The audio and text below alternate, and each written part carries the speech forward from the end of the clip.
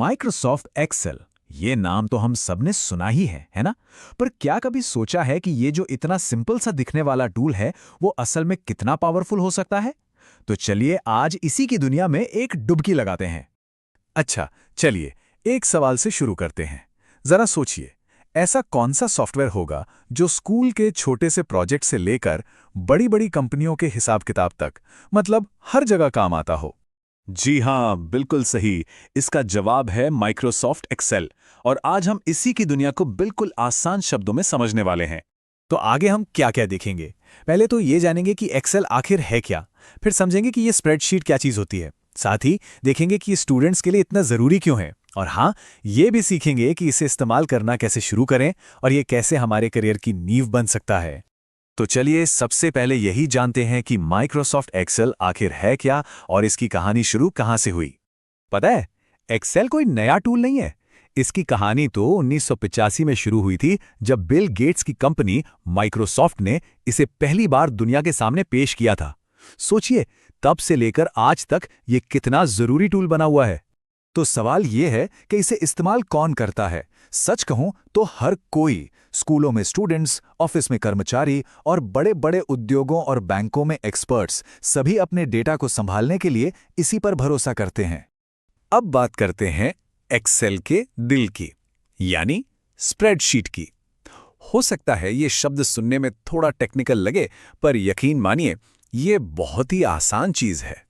तो ये स्प्रेडशीट है क्या? अरे, ये बस एक डिजिटल पेज है जिसमें बहुत सारे खाने बने होते हैं, जिन्हें हम पंक्तियों और स्तंभों में बांटते हैं। इसका एक ही काम है, डेटा को साफ सुथरे तरीके से ऑर्गेनाइज करना। इस ग्रिड को समझना तो बच्चों का खेल है।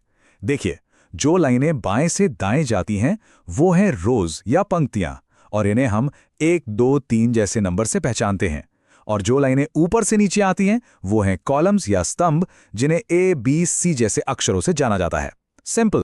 और जब एक रो और एक कॉलम एक दूसरे को काटते हैं, तो जो एक छोटा सा बॉक्स बनता है ना, उसे सेल कहते हैं।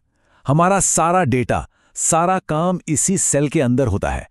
हर सेल का अपना एक यूनिक पता भी होता है, जैसे A1, जिसका मतलब है कॉलम ए और रो 1। ठीक है, तो अब जरा और गहराई में चलते हैं और देखते हैं कि ये साधारण सा दिखने वाला ग्रिड आखिर इतना पावरफुल है क्यों। एक्सेल की असली ताकत इसके फीचर्स में छिपी है। आप सिर्फ डेटा डाल नहीं सकते, बल्कि उसे फॉर्मूलों से मिनटों में कैलकुलेट कर सकते हैं, उसे सुंदर सुंदर चार्ट और ग्राफ में बदल सकते हैं, और अपनी जरूरत के हिसाब से चुटकियों में छांट सकते हैं। और इन सब में सबसे जादुई चीज पता है क्या है? फॉर्मूले। बस सोचकर देखिए, आपको बस एक बार फॉर्मूला सेट करना है और फिर चाहे कितना भी डेटा हो, एक्सेल सारी कैलकुलेशंस खुद ब खुद कर देगा। मतलब घंटों का काम मिनटों में। अब जब हम इसकी ताकत को थोड़ा बहुत समझ गए हैं, तो ये देखते हैं कि ये पावरफुल फीचर्स सीखने वालों के लिए, मतलब हमारे स्टूडेंट्स के लिए सीधे तौर पर कैसे फायदेमंद हैं। देखिए, स्टूडेंट्स के लिए एक्सेल सिर्फ एक टूल नहीं, बल्कि एक सुपर पावर जैसा है।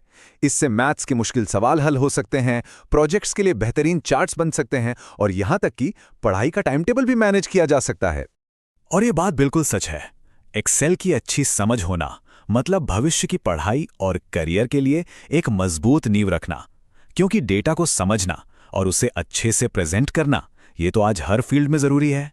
चलिए अब थ्योरी से प्रैक्टिकल पर आते हैं, मतलब पहला कदम कैसे उठाएं और इस प्रोग्राम को खोलें कैसे।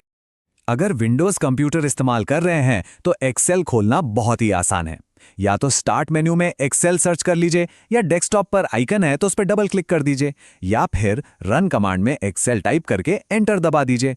कोई भी तरीका चुने, काम हो जाएगा।